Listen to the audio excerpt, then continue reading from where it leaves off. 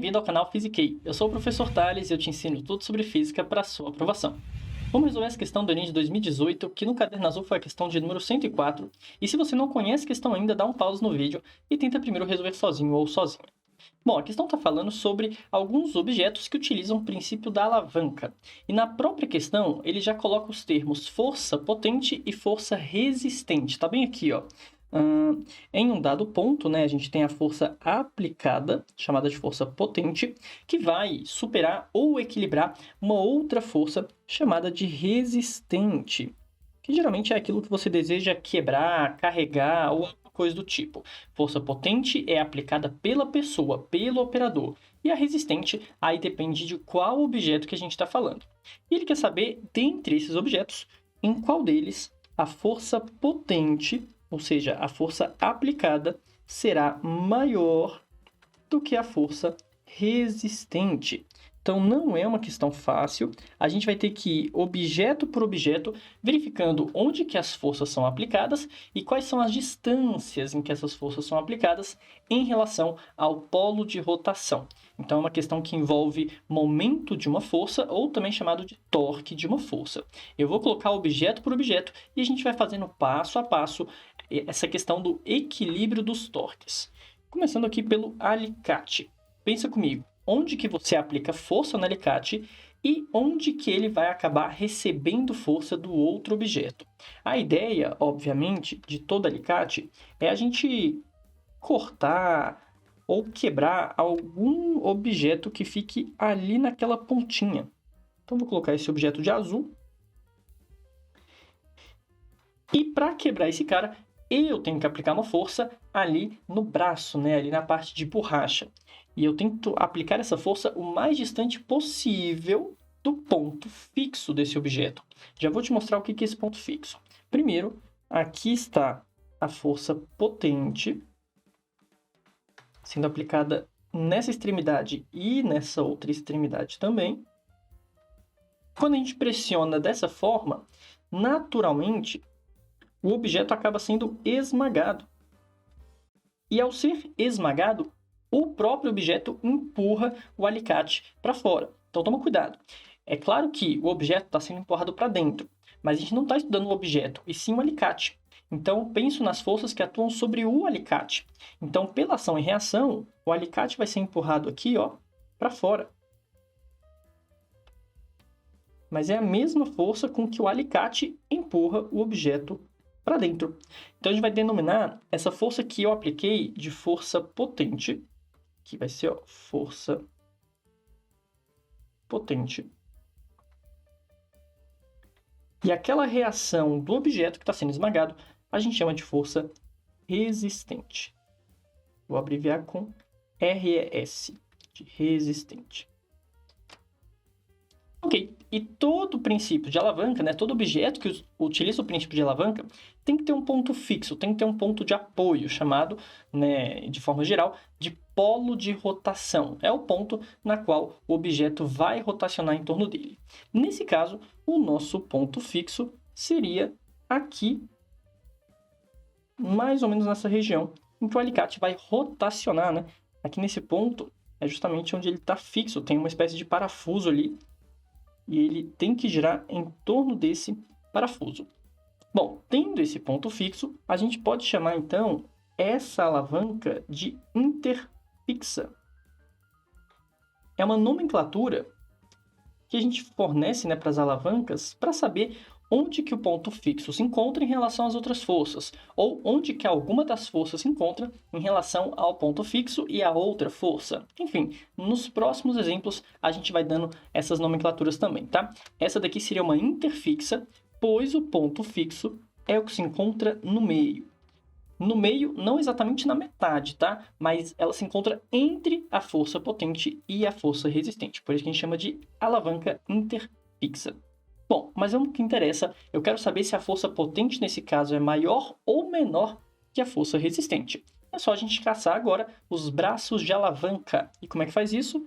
Eu vou pegar do ponto fixo e calcular essa distância até a força resistente. E agora até a força potente.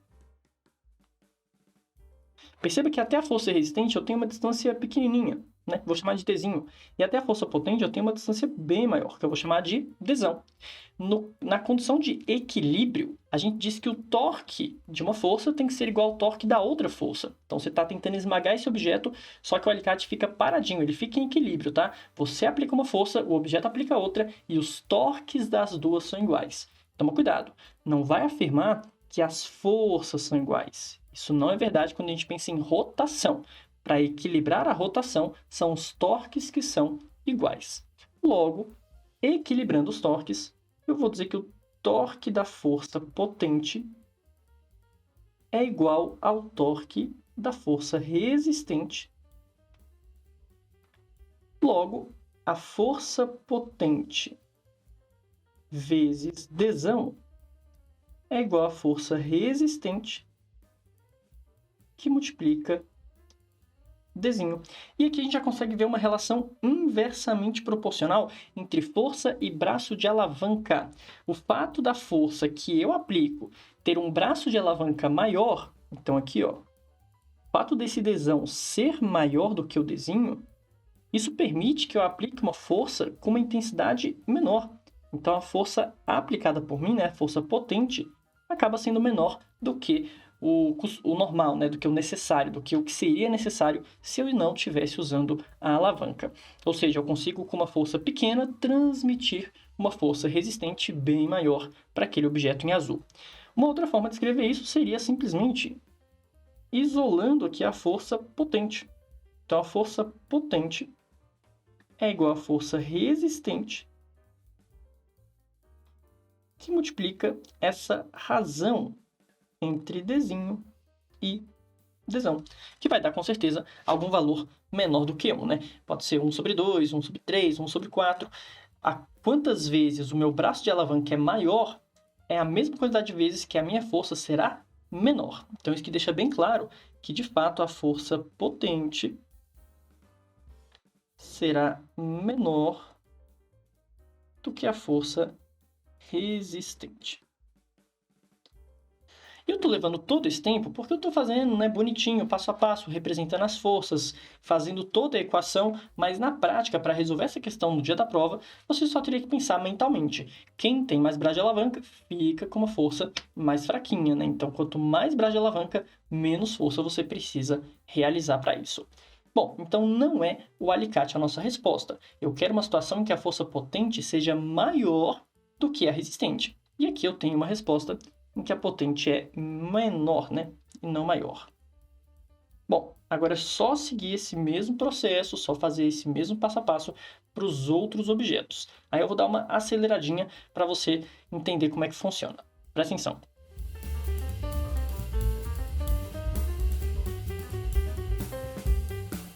Aqui no carrinho de mão, perceba que o ponto fixo seria a roda em relação ao chão. Tudo bem que essa roda pode estar andando para frente ou para trás, mas a ideia é que ela está sempre em contato com o chão. A roda não vai sair voando, ela não vai girar em relação ao chão, percebe? É o carrinho que poderia girar em relação à roda. Por isso que a roda a gente vai chamar de ponto fixo. Nesse caso, essa alavanca é chamada de interresistente, porque é a força resistente que está entre a força potente e o ponto fixo. Então, essa daqui não é interfixa, e sim interresistente. Agora, para saber se a minha força é maior ou menor, é só a gente olhar de novo para as distâncias. Perceba que, assim como aconteceu no alicate, a minha força está mais distante do que a força resistente. Ó. Aqui eu teria uma distância Dzinho até a força resistente, e na minha força eu teria uma distância Dzão. E aí, com o braço de alavanca maior, a minha força acaba sendo menor, né? Eu preciso fazer menos força, já que eu estou ganhando no braço de alavanca. Então, essa também não será a nossa resposta. Vou dizer mais uma vez que a força potente é menor do que a força resistente. Inclusive, essa é a grande vantagem, né, do alicate, do carrinho de mão, é você conseguir fazer uma força bem pequena para carregar alguma coisa mais pesada ou quebrar, né, no caso do alicate, alguma coisa mais dura, mais rígida. Ok, vamos para a próxima. Vamos ver como é que funciona o abridor de garrafinha, né, o abridor de lata. Olha só.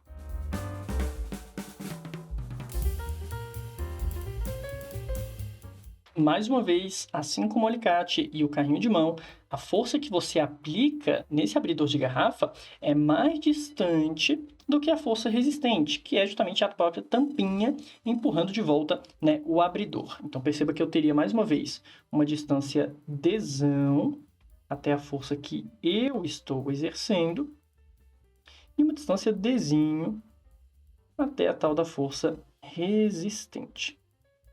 E mais uma vez, isso é uma vantagem porque você consegue, com uma força pequena, abrir uma latinha que estava bem difícil, né? Bem dura de abrir. Bom, vou escrever então que a força potente, mais uma vez, é menor do que a força resistente. E o nome dessa alavanca seria, assim como no carrinho de mão, uma interresistente, né? A gente tem ali a força resistente no meio, né? No meio do ponto fixo e da força potente. Então, prontinho, não é a nossa resposta também. Vamos para o próximo, que é o quebra-nozes. Olha só como é que funciona.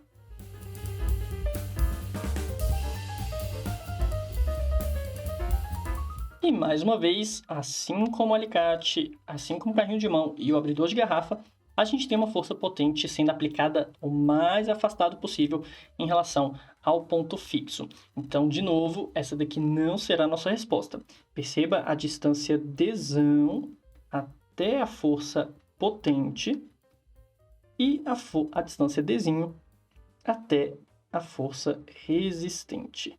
O nome dessa daqui também seria uma alavanca interresistente, porque, mais uma vez, a força resistente está entre o ponto fixo e a força potente, e a gente vai fazer uma força menor do que a força resistente, né? Então, força potente, mais uma vez, menor do que a resistente.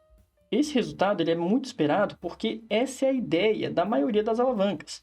A maioria das alavancas tem como princípio amplificar a sua força. Então, é por isso que você costuma fazer uma força pequena e, como consequência, consegue essa força resistente maior do que a força que você fez.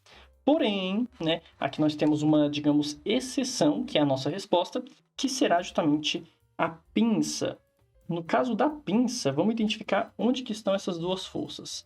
A gente sabe que na pinça a ideia é segurar, né, ou quebrar, sei lá, algum objeto que esteja bem na pontinha.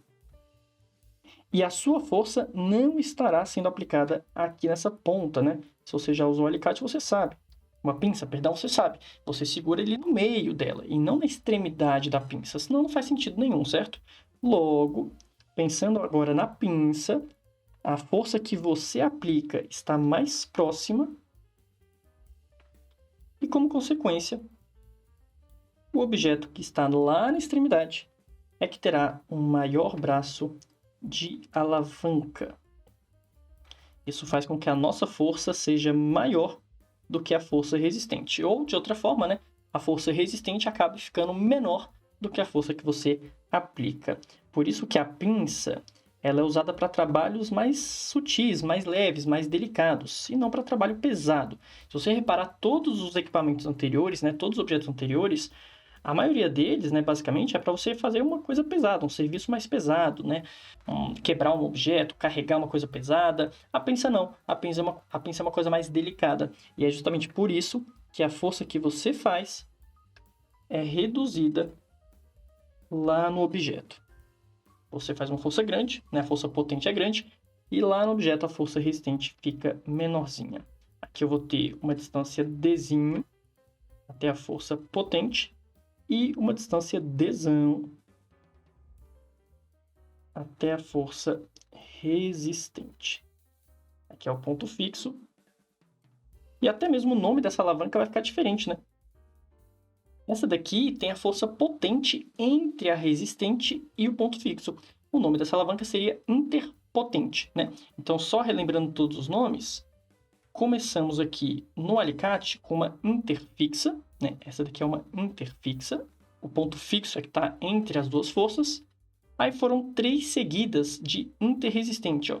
Interresistente, interresistente e interresistente. E agora o nosso gabarito será essa alavanca interpotente. É aqui sim que nós conseguimos com que a força potente seja maior do que a força resistente. Então, não era uma questão simples, essa questão realmente foi mais trabalhosa. Você podia fazer só de cabeça, né? Só olhando ali para cada objeto, mas ainda assim não é algo tão simples de visualizar de cara, né? Na dúvida, o ideal é sempre desenhar e ficar atento onde é que estão as forças, onde é que está o ponto fixo, quais são os braços de alavanca. Vamos marcar então o nosso gabarito. A resposta tem que ser a pinça. Gabarito letra A. E aí, gostou dessa resolução? Ficou bem completa? Então deixa o like, comenta, compartilha, me siga nas redes sociais para mais dicas de física. E se você quiser um curso de física completo, começando do zero, acesse meu site que eu vou deixar aqui na descrição. Muito obrigado e até a próxima!